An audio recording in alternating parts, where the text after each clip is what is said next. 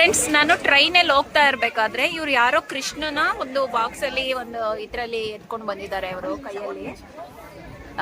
ಏನಕ್ಕೆ ಅಂತ ಅಂದ್ರೆ ಅವರು ಕೃಷ್ಣಂದು ದೀಕ್ಷೆ ತಗೊಂಡಿದಾರಂತೆ, ದೇವರದ್ದು ದೀಕ್ಷೆ ತಗೊಂಡಿದಾರಲ್ವಾ, ಅವ್ರಿಗೆ ಬೆಳಿಗ್ಗೆ ಸಾಯಂಕಾಲ ಯಾವಾಗ್ಲೂ ಪೂಜೆ ಮಾಡ್ಬೇಕು ಅಂತ ಹೇಳ್ಬಿಟ್ಟು ದೀಕ್ಷೆ ತಗೊಂಡಿದಾರಂತೆ. ಅವರು ಯಾವ್ದೇ ತರ ಬೆಳ್ಳುಳ್ಳಿ ಈರುಳ್ಳಿ ತಿಂದೆ, ನಾನ್ ವೆಜ್ ಏನು ತಿಂದೆ ಅವರು ದೀಕ್ಷೆ ತಗೊಂಡು ಪೂಜೆ ಮಾಡ್ತಾ ಇದಾರಂತೆ. ಮನೇಲಿ ಇಟ್ಬಿಟ್ಟು ಬಂದ್ಬಿಟ್ರೆ ಕೂಡಾಕ್ಬಿಟ್ಟು ಬಂದ್ರೆ ಅವ್ನ್ ಬೇಜಾರ್ ಮಾಡ್ಕೊಂತಾರೆ ಕೃಷ್ಣ ದೇವ್ರು ಅಂತ ಹೇಳ್ಬಿಟ್ಟು.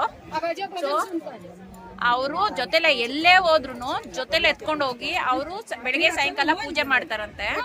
ನೋಡಿ, ಅವರು ದೇವರಿಗೆ ಚಿನ್ನದು ಕಿವಿದು ಓಲೆ ಮಾಡ್ಸಿದ್ದಾರೆ, ಮತ್ತೆ ಚಿನ್ನದು ಇದ್ ಮಾಡ್ಸಿದ್ದಾರೆ, ಮತ್ತೆ ಕೊಳಲು ಕೂಡ ಬೆಳ್ಳಿಯಿಂದ ಮಾಡ್ಸಿದ್ದಾರೆ. ಅವ್ರ ಮನೇಲಿ ಮಕ್ಳುಗಳನ್ನ ಹೆಂಗ್ ನೋಡ್ಕೊಂತಾರೆ ಆ ತರ ನೋಡ್ಕೊಂತಾರಂತೆ ದೇವ್ರನ್ನ.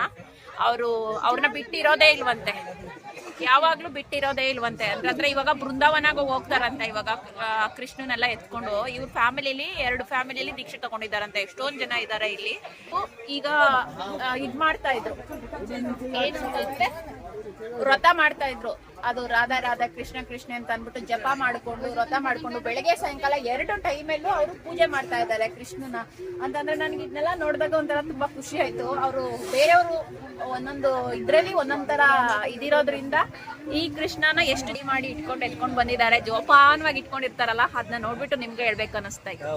ಹೇಗನಿಸ್ತು ಅಂತ ಅಂದ್ಬಿಟ್ಟು ನೀವು ಕಾಮೆಂಟ್ ಮಾಡಿ, ಲೈಕ್ ಮಾಡಿ, ಶೇರ್ ಮಾಡಿ.